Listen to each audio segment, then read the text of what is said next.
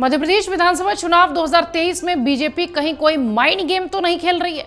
यह हम इसलिए कह रहे हैं, 3 वरिष्ठ नेता अपनी बातों से एक ही सिग्नल देते दिखाई पड़ रहे हैं। बीजेपी के राष्ट्रीय महासचिव कैलाश विजयवर्गीय, केंद्रीय मंत्री नरेंद्र सिंह तोमर और मुख्यमंत्री शिवराज सिंह चौहान, ये तीनों ही नेता इन दिनों अपनी अपनी स्टाइल में न सिर्फ जनता को इंप्रेस करने में जुटे हैं, बल्कि उन्हें एक मैसेज भी दे रहे हैं ताकि जनता यह अंदाजा भी लगाती रहे कि प्रदेश का अगला मुखिया कौन बनेगा।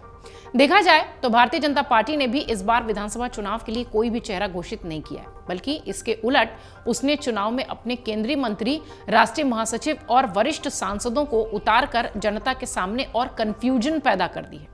ये सभी कभी न कभी सीएम के दावेदार माने जाते हैं।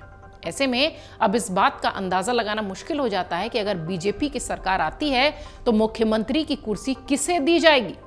दूसरी ओर हर क्षेत्र की जनता चाहेगी कि उसके क्षेत्र का व्यक्ति सीएम बने। इन सब के बीच एमपी चुनाव में इस बार बीजेपी के कई ऐसे बड़े नेता हैं जिन पर लोगों की नजर रहेगी। आइए आपको बताते हैं कि कौन कौन से बीजेपी के वो चेहरे हैं जिस पर इस बार सबकी निगाहें टिकी हुई हैं। सबसे पहला नाम इस लिस्ट में है शिवराज सिंह चौहान। शिवराज सिंह चौहान 1991 में पहली बार विदिशा निर्वाचन क्षेत्र से चुने गए थे। इस सीट से उन्होंने 3 बार जीत हासिल की। शिवराज सिंह चौहान 2005 में बाबूलाल गौर के बाद पहली बार मुख्यमंत्री बने। 2005, याद करिए वो साल। चौहान के कार्यकाल में उमा भारती के विवादास्पद कार्यकाल से एक उल्लेखनीय बदलाव देखा गया, जिसमें उन्होंने जमीनी स्तर की नीतियों और जनता से जुड़ने के उत्साह पर जोर दिया। धीरे धीरे वो बीजेपी के बड़े नेताओं में शामिल होते चले गए। 2014 में जब बीजेपी नए प्रधानमंत्री के चेहरे की तलाश कर रही थी, तब नरेंद्र मोदी के साथ शिवराज सिंह चौहान भी संभावित उम्मीदवारों की सूची में थे। आप चौंक जाएंगे ये सुनकर। 2018 के विधानसभा चुनाव में बीजेपी की हार के बाद चौहान का कद थोड़ा सा घटा, यानी उन्हें नुकसान हुआ।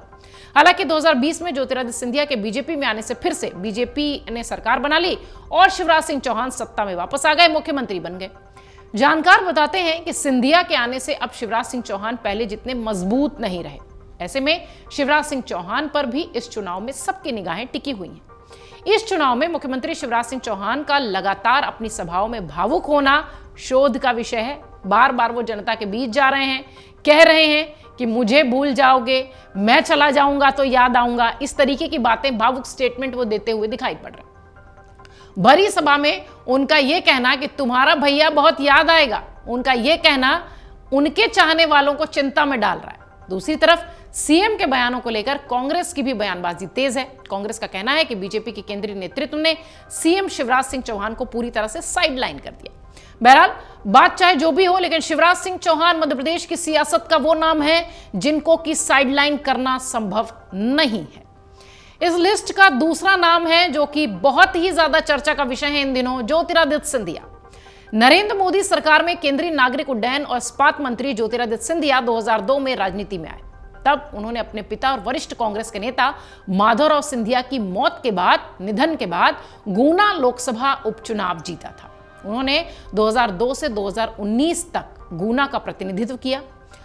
हालांकि 2019 लोकसभा चुनाव में वो बीजेपी के केपी यादव से सीट हार गए थे।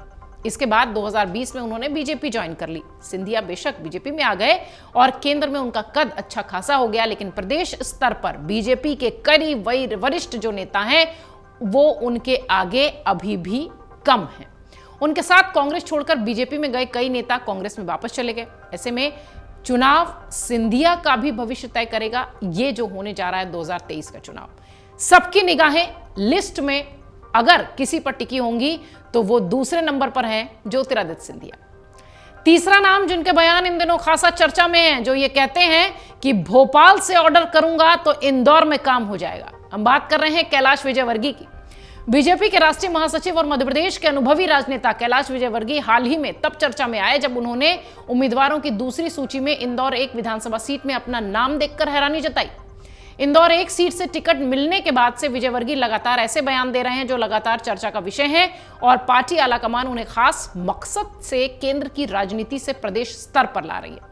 ऐसे में इस चुनाव में उन पर भी सबकी निगाहें टिकी रहेंगी। जनसभाओं में कैलाश विजयवर्गीय का यह कहना कि मैं यहां पर सिर्फ विधायक बनने नहीं आया हूं, पार्टी मुझे कोई बड़ी जिम्मेदारी देगी, उनका यह बयान सीधे सीधे इस बात की ओर इशारा करता है कि वो जनता तक एक मैसेज, एक संदेश देने की कोशिश कर रहे हैं कि बहुत सामान्य इसे न समझा जाए। अगर बीजेपी की सरकार बनती है तो उन्हें मुख्यमंत्री की कुर्सी मिल सकती है, जिसका सीधा लाभ इंदौर समेत पूरे मालवा की जनता को मिलेगा। उनके अपने बयानों में जो मैसेज जा रहे हैं वो शायद यही कह रहे हैं। बीजेपी ने इस बार राष्ट्रीय महासचिव कैलाश विजयवर्गीय को इंदौर 1 से प्रत्याशी बनाया है। हाल ही में उनका यह बयान कि भोपाल से बैठकर ऑर्डर करूंगा तो इंदौर में काम हो जाएगा, उसके बाद से भी सियासी गलियारों में चर्चा तेज होने लगी और सब ये कहने लगे कि मुख्यमंत्री पद के लिए एक जो मैसेज देने की कोशिश है वो कैलाश विजयवर्गीय शायद अपने बयानों से दे रहे हैं। बहरहाल कैलाश विजयवर्गीय वो नाम है इस सूची का जिनमें कि मध्य प्रदेश चुनाव से पहले भी खूब चर्चा हो रही है, चुनाव के दौरान भी खूब चर्चा होगी और निश्चित तौर पर चुनाव परिणाम के बाद भी कैलाश विजयवर्गीय चर्चा का विषय रहेंगे। इस कड़ी का अगला नाम है प्रहलाद सिंह पटेल। 5 बार सांसद रहे प्रहलाद सिंह पटेल वर्तमान में खाद्य प्रसंस्करण उद्योग और जल शक्ति मंत्रालय की जिम्मेदारी संभाल रहे हैं। लोधी समुदाय से आते हैं, मजबूत वोट लेकर आते हैं। कोशिश में यह है कि पटेल को जालम सिंह पटेल की नरसिंहपुर सीट से उम्मीदवार बनाया जाए, लेकिन अभी तक ऐसा हुआ नहीं है। चर्चा यह भी है कि वो अपने संगठनात्मक कौशल के कारण सीएम की कुर्सी के प्रबल दावेदार हैं। ऐसे में सबकी निगाहें उन पर भी टिकी रहेंगी। और 5 बड़े नामों में एक और नाम जिसकी चर्चा मध्य प्रदेश में हो रही है, नरेंद्र सिंह तोमर। जी हां, जिन्हें चुनाव की जिम्मेदारी भी दी गई है।